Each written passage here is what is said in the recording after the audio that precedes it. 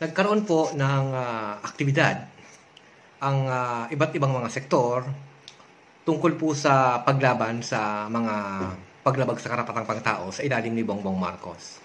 Iba't ibang mga sektor mula sa iba't ibang mga lugar.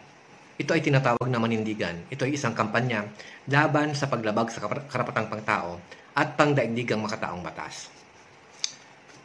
Alam niyo po mga kababayan, ang karapatang pangtao ay fundamental na karapatan ng bawat isa na dapat binibigay ng pamahalaan. Likas po sa atin, mula nang tayo ipinanganak, ay meron tayong karapatang pangtao.